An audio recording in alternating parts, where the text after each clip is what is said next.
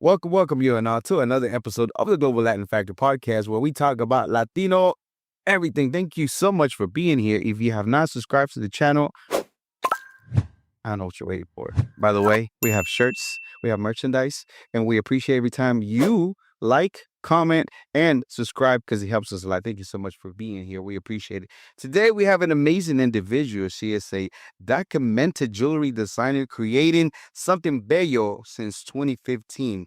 The jewelry designer behind UndocuBeads, Jessica, a.k.a. Yessy en la casa, or Yessy. Sí, ¿verdad? Yessy. Hola, Yessy. ¿Cómo estás? How you doing today? Gracias. Glad to be here. Thank you so much for being here. I appreciate your time so much and your patience. I always like to be very transparent as far as what we didn't start on time or we had some hiccups with our stuff. So thank you. I appreciate your patience. We've been working on this to try to get you with your schedule and everything that I have going on, try to situate it for about a year or some change. Oh my God, it's been a while. But happy that we're here today. Okay, so we're gonna go ahead and start everything. Okay, with your intro. I know you have a whole lot more things that you've done before, but as far as we're the probably going business, to talk about that directly. So, now we're gonna go ahead and go into preguntas al chile. Preguntas al chile. I don't know what you're waiting for. Do it. If you like this, if you like that. ¿Estás lista? I'm ready. Are you ready? ¿Tacos or tortas? Oh, tacos. Tacos? What's your go-to taco? Al pastor. Al pastor? Trompo. Trompo? Trompo. Has to be trompo. Corn tortilla or flour tortilla? Corn. Yeah. Gorditas or pupusas? Gorditas. Gorditas? Yeah. ¿De qué? Las quieres, which kind you like? Picadillo. Picadillo? Picadillo con papa because my mom makes those. Picadillo con papa. Good choice, good choice. Agua de horchata, Jamaica, or tamarindo? Jamaica. Jamaica. Have you ever had one of the, I know some of the pop-ups you attend, have you ever had the best Jamaica ever? Do you know who it is? Who's the vendor? Nothing comes to mind? Oh, I want to say is it Delicias? I want to say Delicias is the one that makes good agua de Jamaica. And one of the pop-ups, somebody introduced me to Jamaica and limonada mixed together. Yes, I had that once, but it was such a long time ago. I can't remember where I had it. It's good.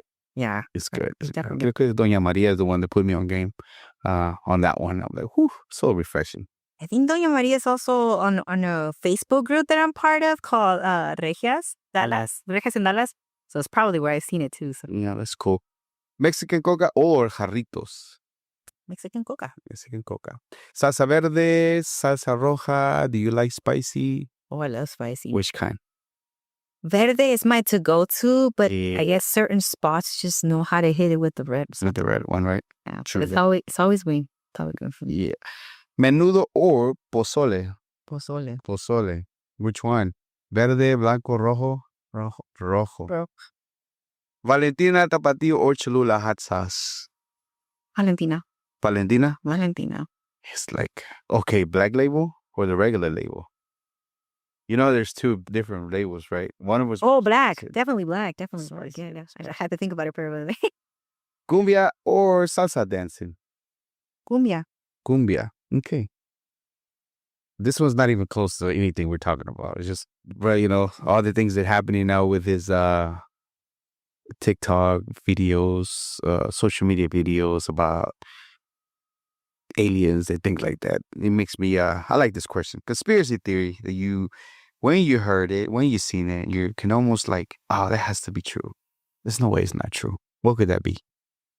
Oh, conspiracy thingies. What the aliens build the Aztec pyramids. And I'm just like, there's no way.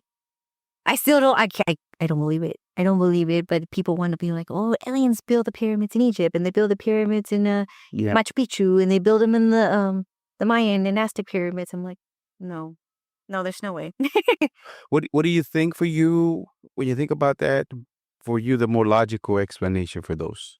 It was like actually hard work, or was it maybe more advanced technology that they had?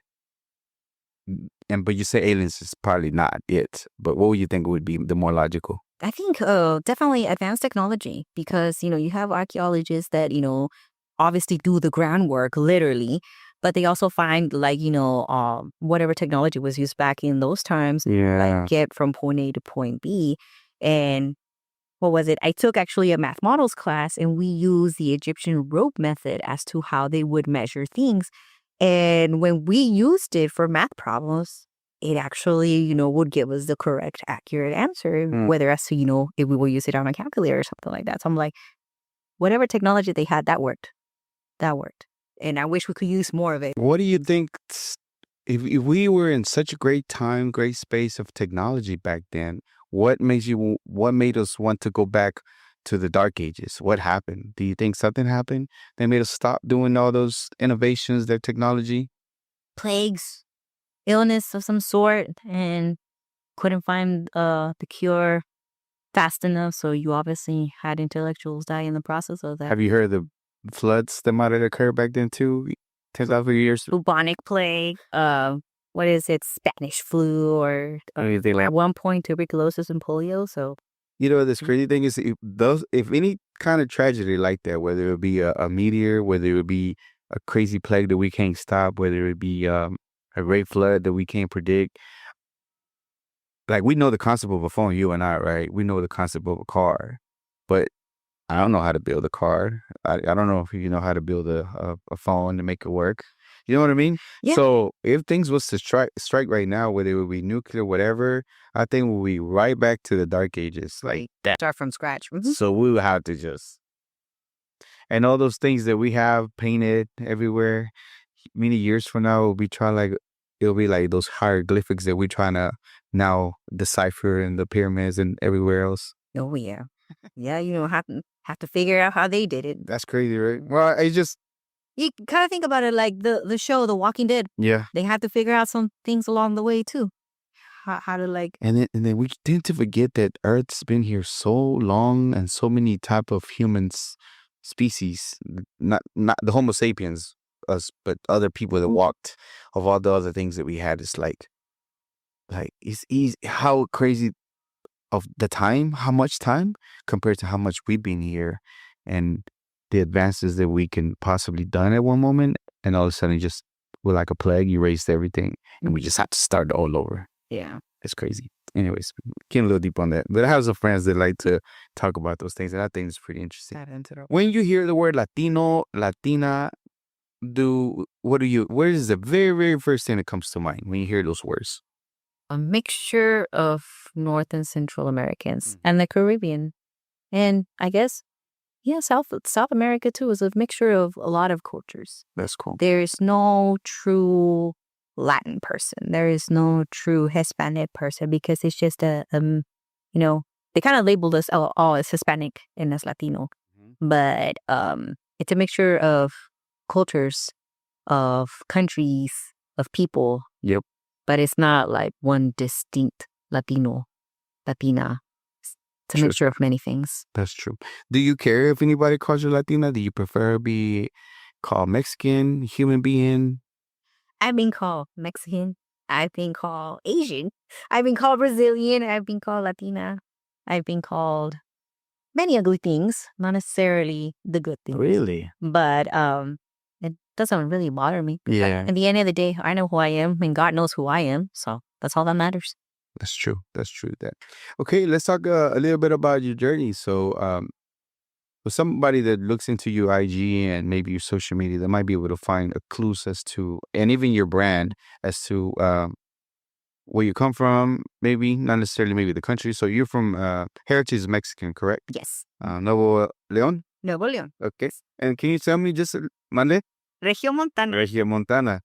And can you tell me a little bit about, do you recall your journey to the States? How did you get here? So I remember, I think, I remember me and my sister rode a bus to get here. And then this lady took us with her.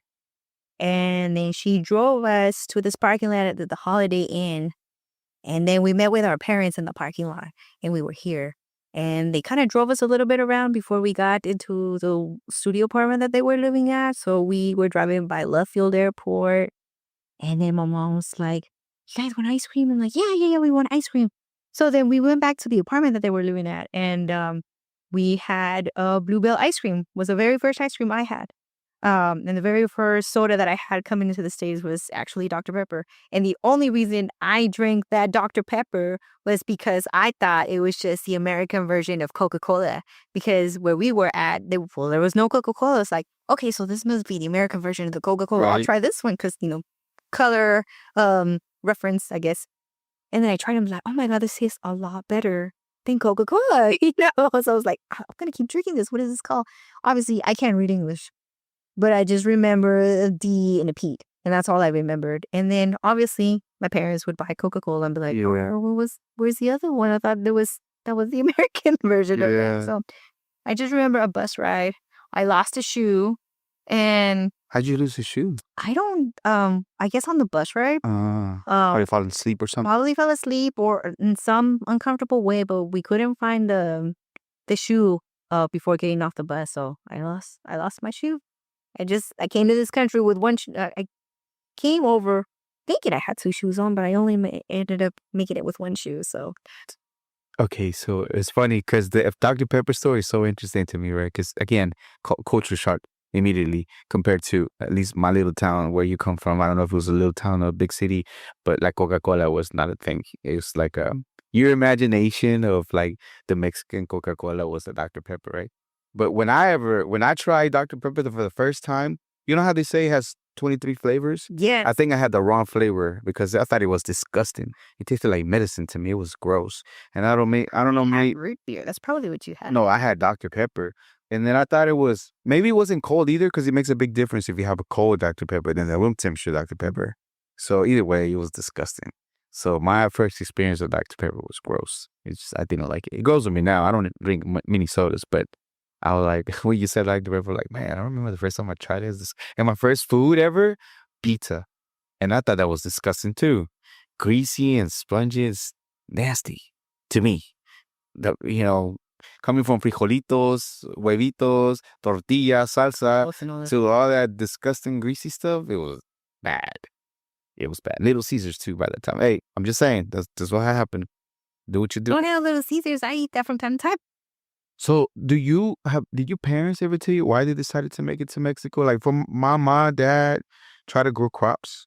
They had a very bad storm, a hailstorm, and those crops that he was going to profit of, he couldn't do it anymore. So the harvest was ruined. There was no other way. He decided to make his way to El Norte. I just know that they wanted a better life. Mhm. I think my mom was in like her early 20s Nice. when that happened. Her and my stepdad came first. My stepdad first, and then she came later, and then it was us.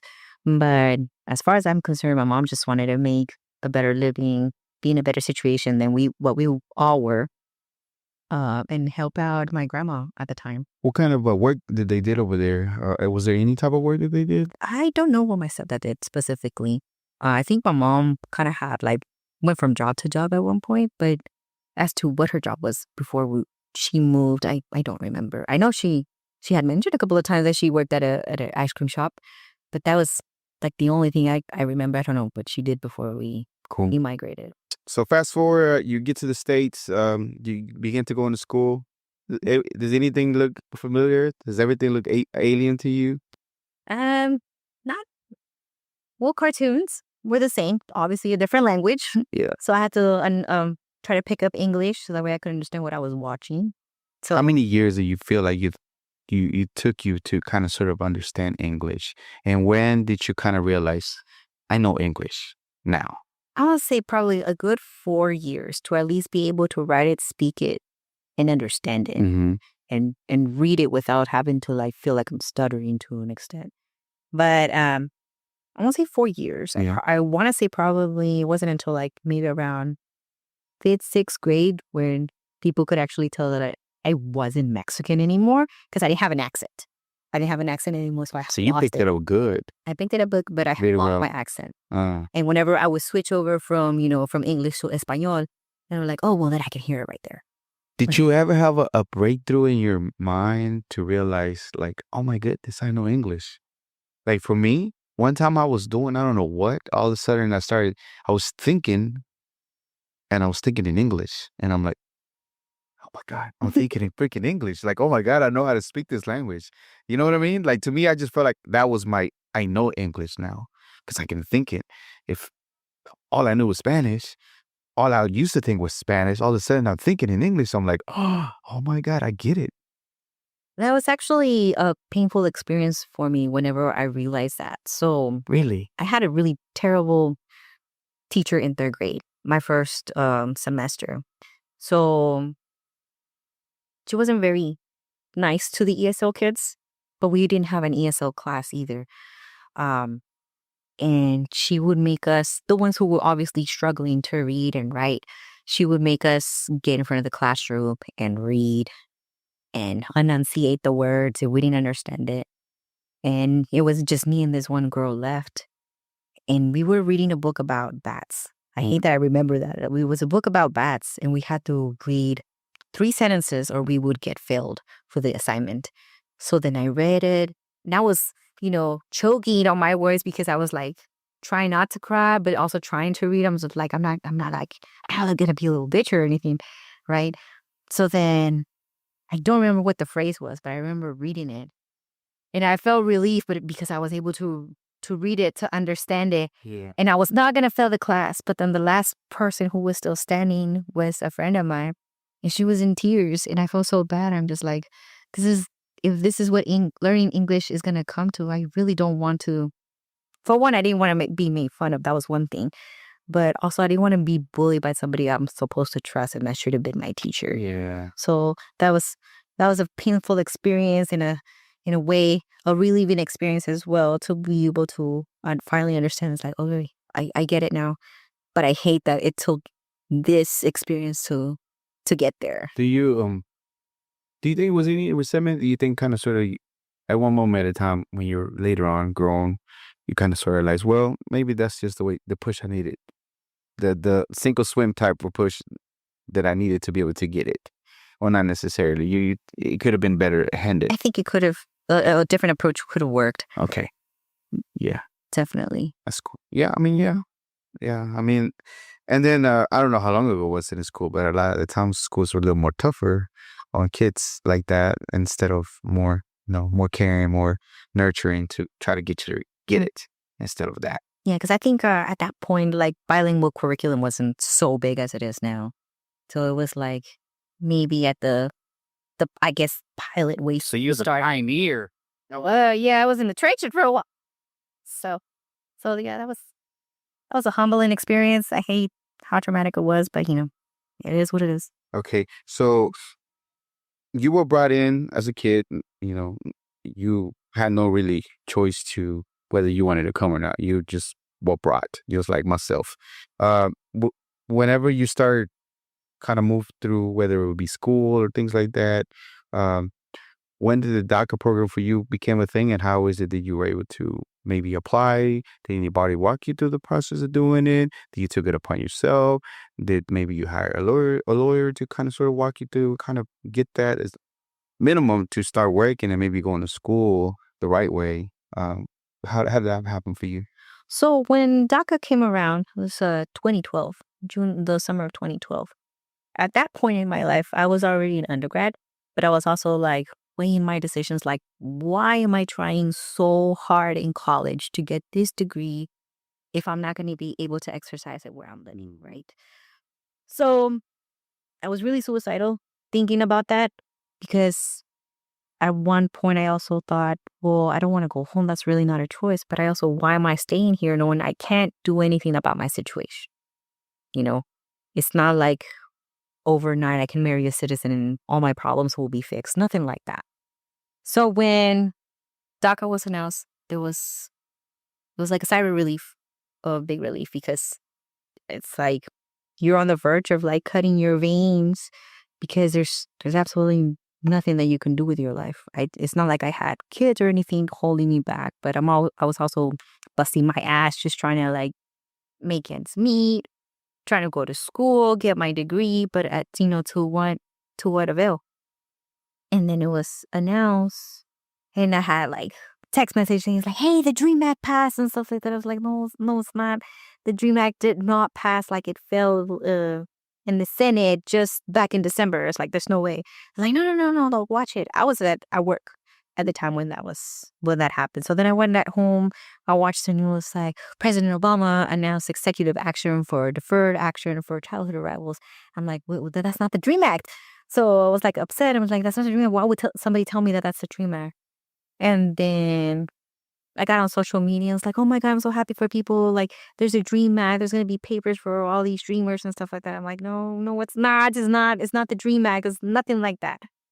And I guess the more I looked on social media, there was a couple of people who already had organized, immigrant youth, that they were like, oh, we're going to have a panel with lawyers, with people in the movement, about what does it mean to have DACA? What will that mean? What will it do?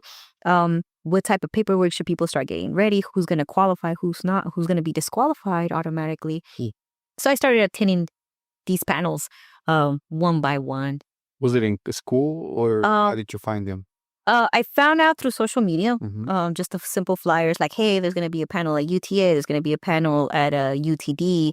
There's going to be a panel at El Centro or at this church. So I went to different ones just to see, who was behind all these panels. So it was a mixture of immigration attorneys, also people who worked in USCIS, paralegals, different nonprofit organizations. It'll be like, Catholic Charities, North Texas Dream Team, there's a Proyecto Inmigrante was also one of those organizations. Like, this is what we're gonna do. This is the type of paperwork that people should start gathering. So that's how I got more informed and stuff like that. And then when they finally released the application in August, I decided, North Texas Dream Team said that, hey, we will help people fill out the application here. This is, please show up at the LNESC in Oak Cliff at this time and we'll help you through the process and we'll have some applications. And I went there and then I found out a little bit more about the organization and it grew on me.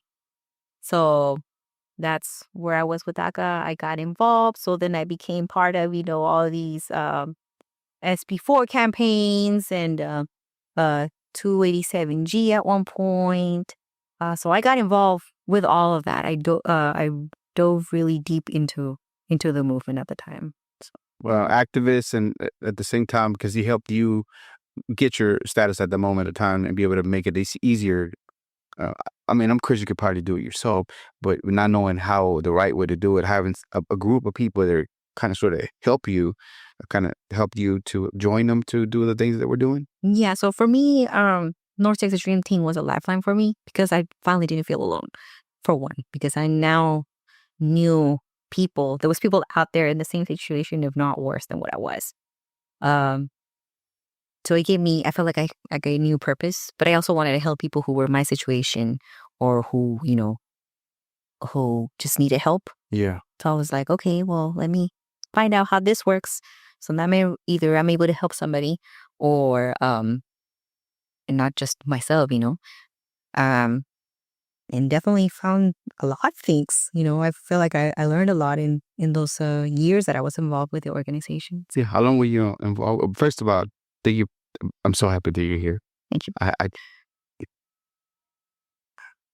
don't know how to take it whenever somebody, is able to talk about things like that, having thoughts like that, because there's no hope, but having something that gives you hope and then having purpose and find purpose to help other people kind of sort of, gives you life and purpose to be able to be of service and help out, I don't know how to take it sometimes. I don't know how to explain it well, and I don't know how to receive it, but thank you for sharing. I appreciate it. I'm glad you're here. So now moving forward, you work for them for some time, and then now you continue to work, you continue to go to school. What is it you continue to do? So when I started with NTDT, I was still in school. So I was still in school. I was working a terrible part-time job. I say terrible because I was barely making enough for me to be able to take the train to and from school to work. So it's not like I had my own vehicle or anything like that, but I was barely making it. And then I was involved with NTDT until maybe 2018, 2017 was around the time that I decided to, hey, I'm a little too busy now. I have to kind of like work on myself. So I continued with them. I still continue being involved in the movement. And then I had an unfortunate situation happen in 2016. I don't know if you remember in Dallas, whenever the Dallas Police Department officers that had fallen during a shooting. So I was there a couple of streets away from that. And I kind of I couldn't sleep a lot after that had happened, knowing that I was so close to the fire. So I decided not to be as involved as I wanted to. I felt like I didn't have the mental capacity to do it as much as I wanted to anymore. Did you seek help at that time to help you through those things? I did not. Was that an economic issue? It was, at one point it was kind of economic, but I also didn't know how to go about it. What was your coping mechanism during that time to kind of help you at all? Anything? Music. Just getting really deep into music, because around this time that also happened, I was working at the Bomb Factory in Deep Ellum. So I was always doing something related to music. So long as I was there, that was like my church, my sanctuary, to just kind of like drown out whatever other things were going on in the world. Yeah, that's cool. So when was it that you kind of sort of felt a little bit better after that has happened, that you were able to continue to do other stuff that, give you, it may put you in a better place, let's say? I think when I finally got my first raise ever.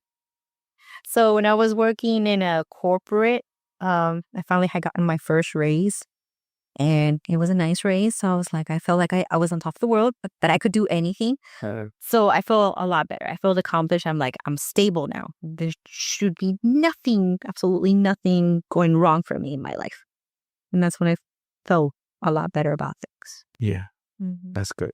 Okay. So now, fast forward, you continue, you're still a DACA recipient. You have to, renew every year, every so how often? It's every 2 years. Every 2 years. Every 2 years. And that you you said have it to helped roll with. be to do the whole process? Is it hard?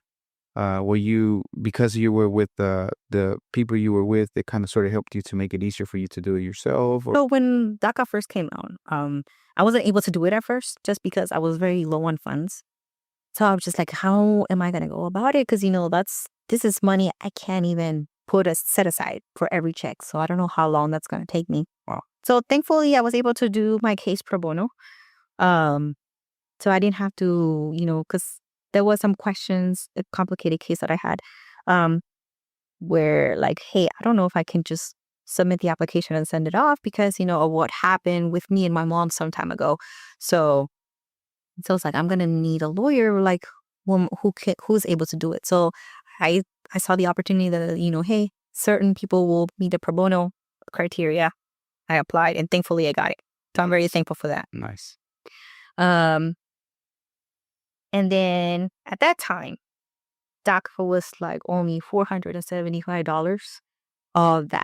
That fee has increased twice since then. So I think now it's like $500 at probably a little bit more. Around there. And that's not counting like you having to get like your passport photos or, copies of certain documents that you have to send off, obviously postage or FedEx or whatever method you're going to use to send it off. So, that last increment really hurt. Because that's you're talking about like that could be like somebody's college tuition payment or half of somebody's rent or grocery money, So it hurts. It hurts to have. Okay, but you were able to find a way and be able to do it consistently. Let's talk, before we get to the other part of where you're at now, let's talk about the business. So when 2015, are you already pondering about starting a business?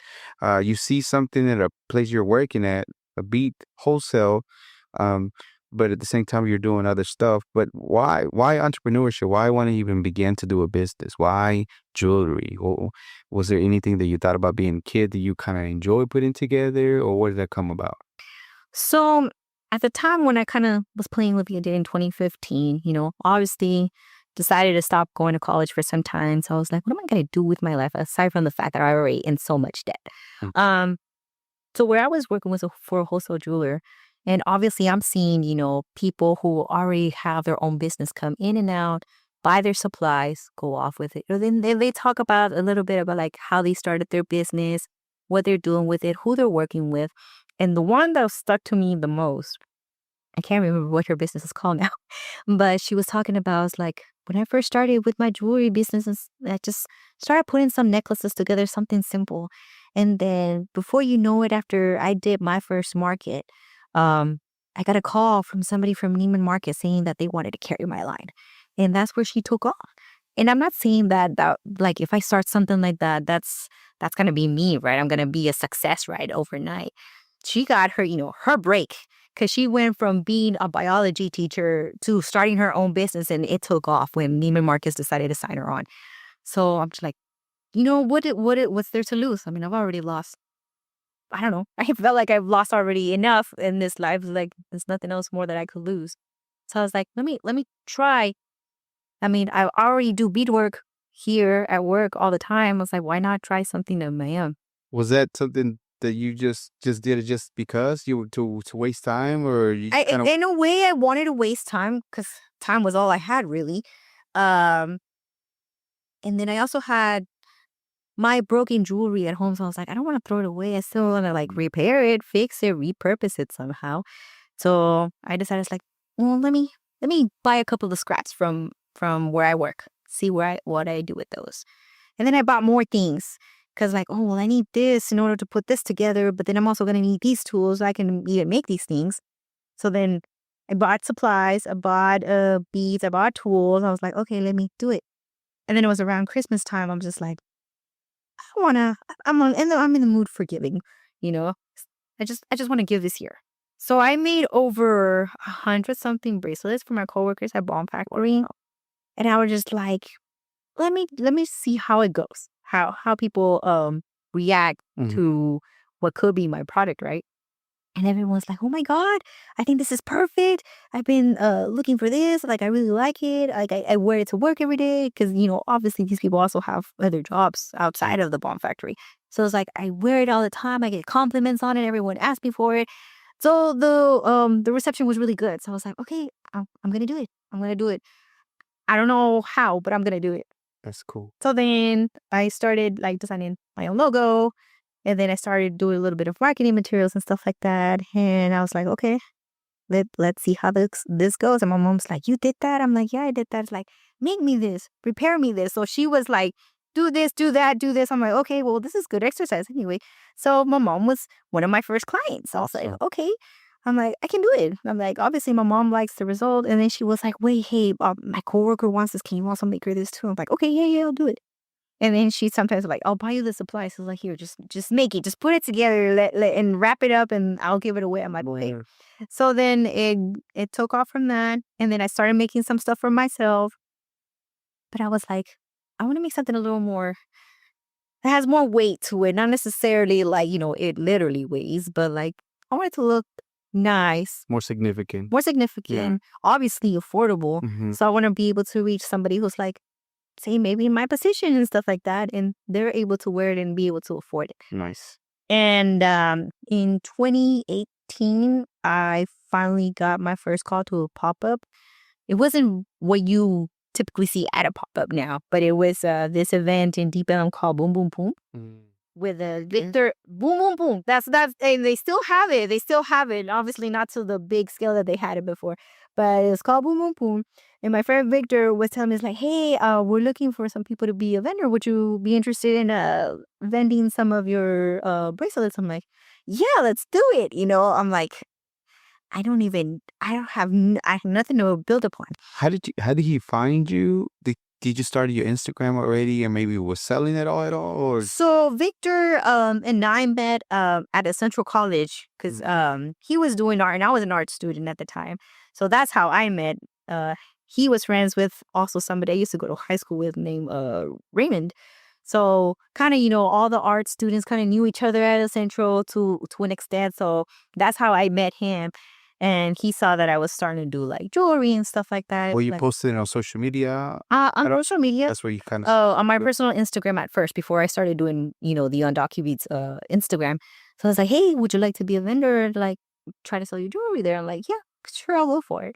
And it went pretty well that night. Yeah. How did you feel the night before you got to the place? I was kind of nervous. Mm-hmm. I already knew the venue. So I was like, okay, this should work out. Because the last time I was at that venue, I had gotten blackout drunk, so that was my only memory of it. Yeah. And then like as people were approaching my tables, like, oh, what is this? I really like this. What's like? Does it mean anything? Do you put oils on it? I'm like, no, I just make it to make it because it looks nice. I don't. Did you have a story yet at the time? Is the reason why you wanted to do it? The name of it, the logo, any of that stuff, any of those things? Cause you kind of don't have to pitch, but you kind of sort of still have to kind of tell them what it is besides showing the merchandise, is to maybe want to entice people to buy something, you know what I mean? Well, I did not have my elevator pitch at the time. Yeah. So they're like, how do you pronounce this? Udoku. But like, no, it's not it's UndocuBeads. I was like, oh, okay, all right. Like people weren't asking me like right away what that meant. They just like what they saw. They're like, oh, I like this. How much is this? And they're like, how much is that? I'm like, oh my God. They're like, So you were selling very cheap, but in the beginning, at first I was, because I didn't know how to price it just yet, but I wasn't making anything like so super expensive. Like I wasn't working with like fine jewelry or anything like that. So I was like, I'm not gonna charge them so high either. So it's like the intent is for it to be affordable. So that was going for that type of price point. So like, oh, okay. So I had people like buying multiple of things. I was like, okay, it's going good. This is gonna work. This is gonna work. So I was like, okay, let me work on my logo a little bit more.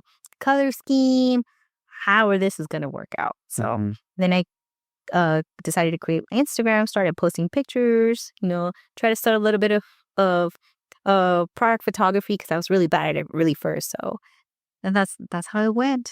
So the original logo is not your current logo. Did you tweak it? No, the original logo was the current one. I did have 3 separate ones that I was trying to decide upon, and until I decided on that one. So I wanted something to represent, because I'm an immigrant, I wanted it to represent something that is me. So I was like, what is one thing that I guess represents immigration? Yeah. And often people associate the monarch butterfly because the monarch butterfly, migrates, from north to south all the time. And I feel like, well, that's a good representation. Why not use those colors? Or why not use a butterfly? I'm like, well, I don't want to use a butterfly. I want to use a part of the butterfly, maybe. Like a wing. Like a wing, color scheme. a wing or something abstract of the butterfly. And at the same time, I wanted to represent some type of like gem to it. So at the time when I was designing the logo, we were selling a lot of these druzy beads. So it'll be like a druzy bead, and then it'd be decorated on the sides with like rhinestones and some other metal stones to it. So I was like, okay, so kind of make it represent something like that. And it could be like the colors of the butterfly. So it's like, let the orange be like the main stone, and then around it be like those little rhinestones that would go around a pendant.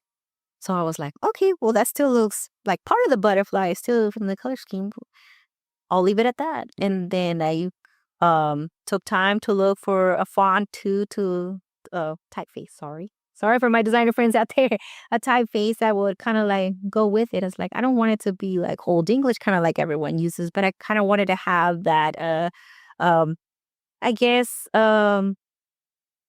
maybe like a native font, kind of, but not necessarily. Not native, but like I didn't want it to be Old English, but I didn't want it to be like your average typeface where it's just like, it looks like Times New Roman or anything like that. Yeah. So I was like, something like a hybrid of something of that sort.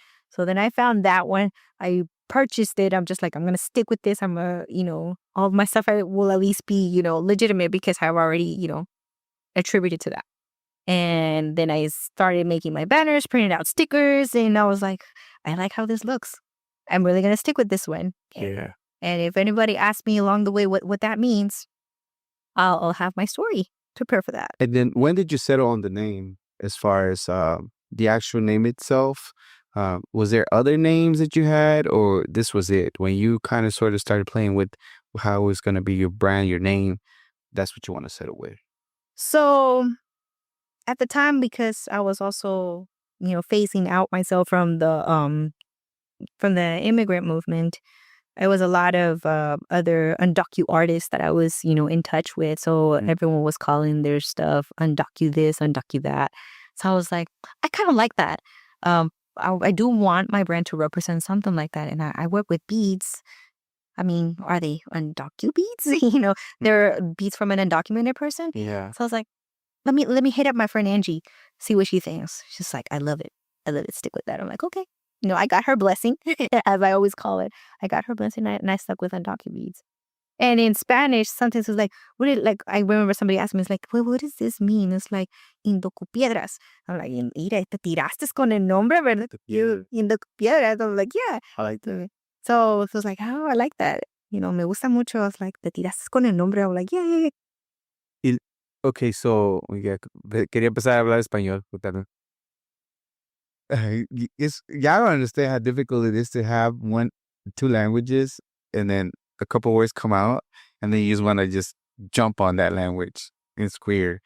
Okay, so you in the beginning, was it just bracelets? Was it what kind of product were you carrying mostly? Were you doing already um, earrings, anything else, any particular product that you were pushing more than others?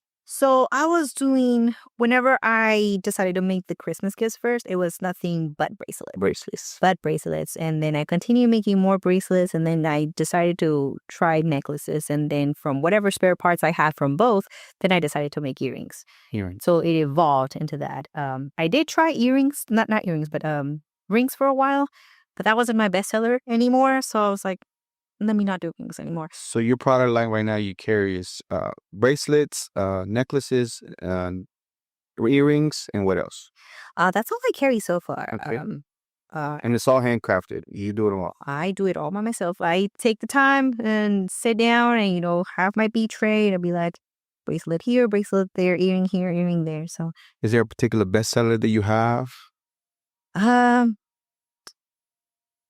I want to say earrings right now. Earrings are hot. Earrings are hot. There'll be a season where earrings are cool, and then there'll be another season where like bracelets are cool. And then it was like, oh, well, I want a necklace. I'll take that too. Or they want a combination of both. But it's the holidays. Everyone will kind of take a little bit of everything. Do you do the combination set, like the earrings, the matching bracelet, and the whatever else, earring, necklace, and matching? I wanted to do that at first, and I did that with a few sets. That did not go very well for me. Really? Some people would be like, oh, well, I just want the earrings. Well, I just want the necklace. Well, I just want the bracelet. I'm like, you slept. You were left one of the other ones. I'm like, yeah. So I was like, now it's incomplete set. So I definitely don't do sets anymore. I try to tell the people like, hey, I do have a necklace and I also have the earrings to match it with. Some people will be a little receptive to that. Yeah. Other people's like, oh, no, I don't really wear necklaces or I don't really wear earrings or whatever this. What is it? Whenever you start creating something, do you have something in mind? How do you already envision what is it going to look like? Or you kind of just free flow it? Do you have a system? Do you have a process to be able to create, whether it would be a bracelet, necklace, or earring? Sometimes I do have a process. If it's something that has sold very well for me before, then I already have the system in place. It's like, okay, well, I need to recreate this many of this one product because it sold very well. And people always ask me, it's like, when are you gonna have it again? Other times will be like, okay, I'm gonna freestyle this and see how people are receptive to it. And if I see if it doesn't sell for a very long time, then I just discontinue it. But usually if it's something that people were very receptive to, I'll try to recreate it again. It won't always be the same. I try not to always keep everything the same, but like sometimes if it's something that sells really good, I'll recreate again. Just, I want to make my money too. Yeah, that's cool. So you find something as you're doing the pop-up, the first one is very successful because it's nerve-wracking, the first one ever. Do you take off with pop-ups at that time? Or not necessarily? Does it take a long time before you get the next pop-up? And is it the pop-up thing that now is like, because you start finding things within the pop-up, right? You start finding certain things that you maybe didn't think you were going to find in the pop-up. So I think after the first one is probably like a 2 or a month and a half, maybe before that got to the next one.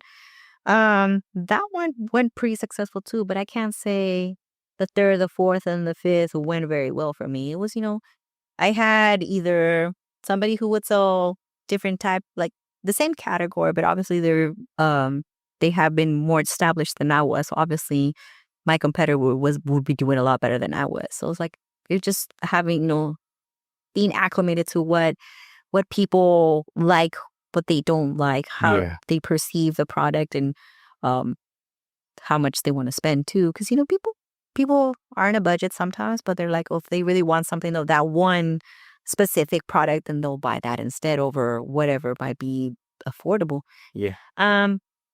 So it was a couple of months, sometimes years, where I would not be very successful. So it'll be like, should I still continue to do it, or should I just like scale down? Got to pick my battles sometimes, try not to get frustrated along the way. Yeah, of course. That too. Which was your favorite? I don't want to get you in trouble with all the other vendors. She's open to work a lot of y'all, so please don't take it to heart. But what was the one that really impacted you the most as far as the pop-ups you had that you attended, and you kind of, for whatever reason, maybe it wasn't monetary, maybe it was just, man, I really like this, or I need to be here too, besides the product. I think one that really impacted me the most, and I'm not saying this to say bad, because the host did a very wonderful job, and I always commend her for that, because her at the scale that she did it, it was magnificent. However, not relating to the market itself, there was an incident that was happening behind my booth where there was a kind of a domestic type of dispute going on. Oh, wow. And me being the person that I am, it's like, hey, you better not hurt this person. So I got in between them. It's like, hey, you leave this person alone. And obviously, I got a mixed reaction from friends and family. It's like, you shouldn't have done that. You could have gotten hurt. I was like, no, like that person could have gotten hurt. And then what was I supposed to wait for, like the authorities to show up and be like, hey, you can't do anything or anything like that? I'm like, that person could have been dead before they got there. So I think that was the most impactful for me, that, the activist in me is still there, fighting for somebody. Yeah. So it's like, I'm still there. I might be a little bit dormant now, but I'm still there. Yeah, that's pretty cool.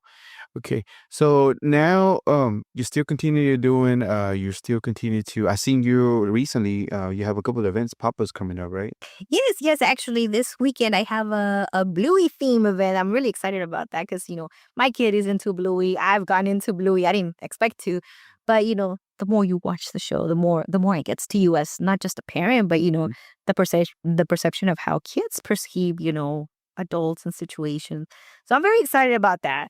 I'm very excited about the Bluey market. And then the week after is a plant market out in Richardson. Nice. So I'm very excited about that too, because it will be my second one in the plant community. And I love plants, by the way. Yeah. So I'm very excited about that, to reconnect with other vendors that I met at the last one for this one too. So I'm not saying I'm going to buy plants, but if I come home with a couple, don't be surprised. Would you consider, what they call it, plant mom? A plant mom. I'm a plant parent. Support Planned Parenthood. So That's funny.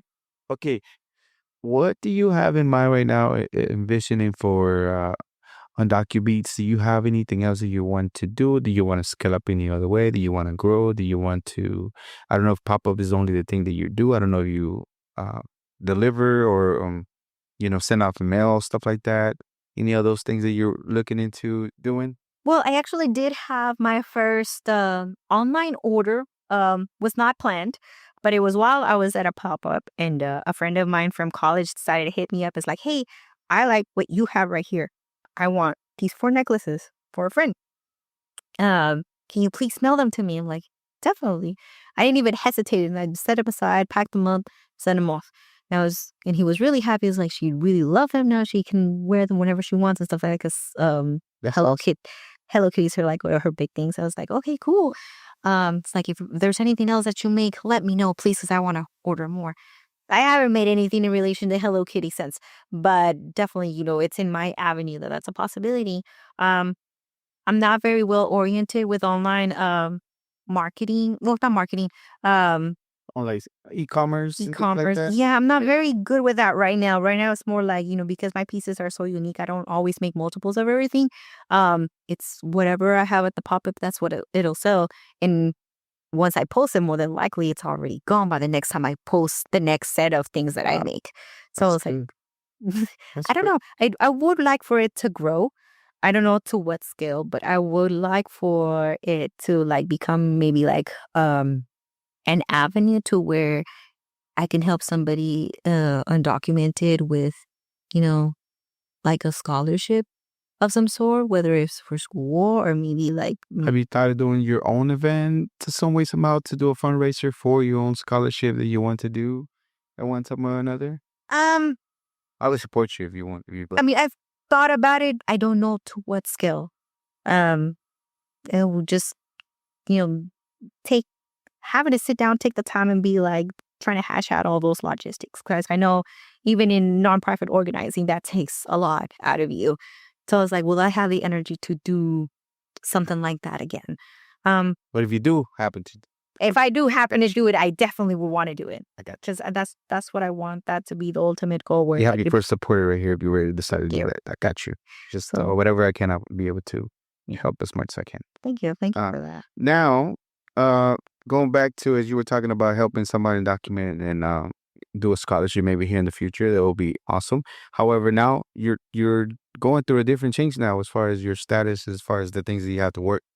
Is it okay for you to talk about a little bit about that? First of all, let's talk about how important it is to, if you're a DACA recipient or even a resident, you have to always do the right thing, because you don't ever want to put anything that might stop you or add additional costs because you have to hire a lawyer or things like that. So it's super important to do the right thing, especially being a DACA recipient or even a resident, so you don't jeopardize your status here in the United States. Mm-hmm. Can you talk about that a little bit? No, definitely. I don't mind talking about that. So I always knew, maybe subconsciously sometimes, that DACA would not be permanent. I know that it was always a risk that it would always be taken, or maybe something might have evolved from it, but I know that it was not going to be permanent. Just like TPS is so not it was permanent. never a solution for the No, problem. it definitely was not going to be what do you call it? A golden ticket of anything. And I also learned along the way, whenever I was helping other DACA recipients, whatever cases they might have, is like, sometimes people get in trouble too. They were at the wrong place at the wrong time through no fault of their own. Yep. So it's like, how do you help those people? Obviously, through legal assistance, there's ways to be able to help those people. But it requires fund. Not just money, but also to have a good immigration lawyer that not only is, is going to take the time to be like, hey, this is how it's laid out. These are what your options are, but this is what you have to do in order for you to get there. So it's a lot of, you have to be honest with your immigration attorney, whoever they are. Like, hey, you need to tell them pretty much everything. Because they will find out. They will find out whenever they, request that FOIA. They found out, like, hey, you didn't tell me this. Why didn't you tell me that? He's like, maybe you didn't want to tell me, but, in front of the eyes of USCIS, that's considered a lie because you left something out. And that's the last thing you do. You don't want any type of, whether it's DACA or any other type of immigration application, to be denied for something that you left out. So now I'm currently pending adjustment of status. So thank God for that, because I just got my husband just got the alien relative I-30 approved. So now we're waiting to see whether my 40 I can't even remember what the application is. Codes. So many codes. We're waiting on my half to get approved, and I think we also have an interview to go to, but we don't know just yet. We're just kind of like seeing where everything is at right now. But it was a bittersweet moment too, because I was like, oh my God, that's my last DACA that I renewed. Not now, but the last time. But still, the journey itself, just to get here, it costs. It does. I'm thankful I've had a steady job each time to have been able to, fill out my application and send it off in a timely manner. There was one instance where I wasn't able to turn it in on time. But thankful that I've been able to do it when I've been able to. This last one, I did do advanced parole too, and then having to file the petition from my spouse and stuff like that, I did take a toll on me, and obviously it dug a hole in my pocket too, because it's a lot of money. It's a lot of having to submit paperwork that you're not used to. Like the uncertainty too, yeah. The uncertainty whether it's gonna get approved or not is like, did I submit enough verification? Did I submit too much verifications? Because sometimes it can be that much. It's like, we don't need this much information, It's all volunteer information. But also, it's like, what is adequate to submit? And that's where your lawyer will kick in. It's like, hey, thank you for giving us this information. Maybe this leave out, but then put this in because this makes your application look, better. Yeah. So I'm thankful for my attorney for, taking the time of dates and nights, I'm pretty sure, to look over my application, make sure that everything was sent out in a timely manner too. Because, immigration fees also went up this past year. So that wasn't fun either. Man. Okay. Yeah. Well, I hope everything works out for the best. Thank you. I think that so weird, man. It's so weird to people that don't know, are not in the position to be able to talk about people that didn't have a choice to come. You were a child, you have no say-so of your own. You're a minor. You brought over because your parents didn't want to be separated from you. And those people that are about do it the right way, like you've never been in that situation before. You can't relate because you're not be put in that place. You can't relate because maybe you're monetarily, you are better off than other people. You should be grateful that you weren't in that position, but you can't speak on other people because you've never been there. Right. You never been there. You never had the situation. You never had the luck of funds. Again, be super grateful that you were not that, but you cannot. You can, but it's really relevant for you to opinionate on somebody to do it the right way if you never lived that life. Mm-hmm. Mm-hmm. I agree. You never lived that life. So, again, I hope everything works out for the better. I have just a couple more questions. So, what's funny is you told me as far as what do you want to do when you grow up? You want to be a weather person. I did want to be a meteorologist. I always liked the segment and then, the local news. Where it's like, oh, it knows the weather with so and so. I was like, oh my God, let me watch it. I'm like, what's it gonna be like for the week? What's going on, in other parts of that's not Texas. So I'm like, I want to be that when I grow up. I want to tell people what the weather is gonna be like. I mean, that looks kind of cool. I don't want to be in front of a screen, pointing here and there. It's like, hey, the weather's here is like this and here's like this. You're looking at your screen. And then also, my stepdad had gotten his bootleg cable. So then I started watching other, cable channels. And I remember flipping once through the Discovery Channel. And they were doing this segment about, was it Storm chasers? Storm chasers. I'm like, oh my God, why would they do that? I'm like, that looks so cool. They got all these equipment. And they're over here in front of a tornado. It's like, I want to be in front of like something that I don't think you would. majestic. Obviously not now. But I'm like, I want to do that when I grow up. I want to be passionate about chasing a storm of some sort. Yeah. Obviously, that did not work out. To the back of my mind, I still. You even done a little acting before, right? I did.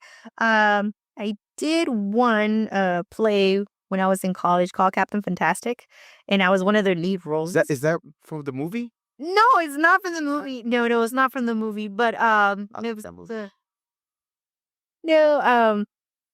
I did the lead role, so I was the damsel in distress. My name was Penelope in the play. That's cool. So I had that role, and then I was able to scratch off something off my bucket list. A year later, in a Shakespeare play called Much Ado About Nothing, Wow. I was a character called Hero. So she was the one that's going to be married in there. In the play, and then somebody tries to like soil her name, and it's really complicated to explain because I'm trying to remember what the story was and I can't remember. So I got to do a Shakespeare play. I've always wanted to do one.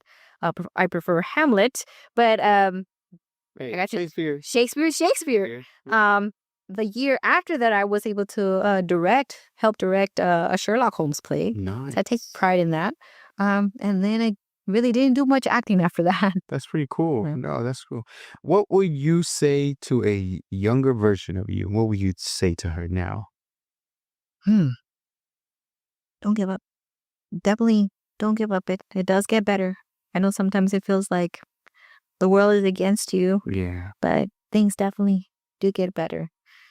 Although sometimes not the way you want them to, and that's okay. Because like life is not, it's not a straight line. It's full of detours and twists and turns and whatnot. But it definitely does get better. Just don't give up. Yeah, definitely. Tell me all your social media. Where can people find you at? Where can they follow you? Where can they check your merchandise? And So for UndocuBeads, it's at UndocuBeads, no spaces. The same for Facebook, UndocuBeads, no spaces. You can also find me on my personal Instagram. It's at Yessy the Hobbit. That's also where you can also find me at for other interesting takes. But jewelry wise, is at UndocuBeads, both Facebook and Instagram. yeah. Are you having a website right now? I do not have a website. Okay. It's in the works Hold here in the on. near future. Absolutely. And I know you told this part is gonna air after the pop-ups. However, what other projects or things? Of course, maybe the scholarships here in the near future, but any other projects or pop-ups that you have, maybe December-ish, mid-December, anything like that yet? I'm hoping something comes along after the planned pop-up that I have going on. Hopefully maybe around sometime after January. Mm. Because I just want to take a break in January after all the holidays and stuff. So definitely in February, before Valentine's Day. So let me know. Oh yeah, definitely. And any shout outs, saludos, anybody you want to shout out? Definitely my husband, Anthony. I know he's at home with baby Olivia. So thank you for watching her while, I'm out here doing my thing. Definitely my mom, because, my mom is my rock. She did make a sacrifice to come to this country and also, provide a better future for me so I could have a better. Um, a couple of my coworkers at work, because some of my coworkers are my clients too. So, and definitely all of my old coworkers and friends from NTDT and Rena Center. I love y'all so much. Shout out to Red Center. Oh, and Bruce, because I know you're with your mom, but I still love you too. So hope to see you hopefully on Thursday for Thanksgiving. Awesome. Okay, and what is an important, kind of tied to the one you had, well, what is an important lesson that you learned doing the entrepreneur, the UndocuBeads, you would tell your younger self that would help somebody else out? What would that be? When you buy a canopy, buy your weights too. You do not buy your canopy to fly away like that Easter time. Oh, really? I had, what was it, in 2021, I was doing an Easter market, and I had just bought a canopy, but it got so windy by the time breakdown happened, and my canopy just flew off, and I didn't have any weights at the time, and obviously the canopy, the metal rods, they broke too, so I was like, well, Yeah. that's terrible. So now, if you buy the canopy, buy the weights. Anything in the other lesson that you learned, the entrepreneur spirit and the entrepreneur journey that you would tell your younger self? Oh yeah, definitely. Don't forget to take care of yourself. Like, stay hydrated, feed yourself, because sometimes you won't have the time to leave your booth, but you definitely need some type of nourishment, mentally, physically, spiritually. Like, don't always go with the mindset like, oh, because the weather is bad, nothing good is gonna come of it, or because there's so many people that everyone's gonna be willing to buy or anything like that. Just be, have a little grace for yourself, because not every market is going to be hot and heavy, but also take care of yourself, because at the end of the day, the one that you're going to go home to is also yourself besides your family. That's cool. Awesome. And something that I say usually throughout my day, once a month right now gets like an audit, but I really do remind myself I'm not immortal. I am mortal, and I will die one day. And I heard it from a gentleman. I really liked it, and part of made me cry that day that I heard it. But it's very deep because it makes you realize we're not here forever. We're really not, and not to scare you, terrify you, or anything. But that's just a reality of your life, right? It's gonna happen eventually. But it makes me want to, at least for me, hurry up and do things and get things done. With that, I wish you a long, long, prosperous life. However, after everything's said and done, what do you want people to think and feel about your life? Well, I'm no one's hero. I may have inspired people here and there. However, um, I think for me, what I would cherish the most, or what I would want them to cherish the most, is whatever memories we hold together. Whether it's a photograph or a song. Um, thanks for the memories. Awesome. And again, I think we were like better to pop up a breeze at Chingonas Only. And she told me like, hey, you need to check her out. You need to hear about the story. And we did. And it was like a year of Probably 2 years ago. Has it been 2 years already? You think so? What was it? Was it 2022? 2023. I thought it was 2023. Or But it maybe longer. 2023. I don't know. I think so, maybe. But you could be right. But I always wanted to, and I reach every so often send you a DM because this work, and then finally we're able to come to the same. Even after you got here, we got a little huddle, not huddle, but a little obstacle, but we still surpassed it. Yep. Thank you for your patience. But again, it's just amazing in general. Whenever I say that I have people here, I don't like to entertain these celebrities or whatever because I feel like in some way y'all are my celebrity. Y'all are the people that I'm showcasing. Y'all are the examples of amazing things, whether going through obstacles, life, and all kinds of things that y'all get to surpass. And I think somebody could find very inspirational for the things that they're doing, to be able to be an example for them. And again, like you said, I don't doubt that you inspire people for everything that you do, and the willingness to help people still too as an activist, and having that, and still, working your business and seeing it maybe in the near future bigger. And I think without a doubt, you definitely are a global Latin factor. So Yessy, you are a global Latin factor. Thank you so much for being here. Thank I you. appreciate you. Thank you so much. This was don't worry, go take man. Don't cut that. Don't cut that. Hit the table. This was another episode of the Global Latin Factor podcast. Remember to subscribe to the channel, leave us a comment, give us a thumbs up, and remember, we are just like you. We are people. We are the spice in this melting pot that it is the world. Till next time.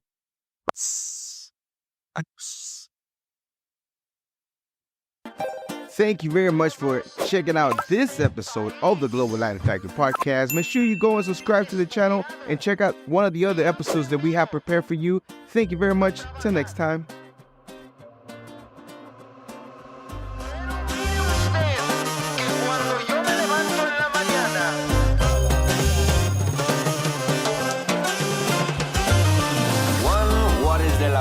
Walks like a pedo, but in fact is a flamingo. Coming to Havana and reflecting.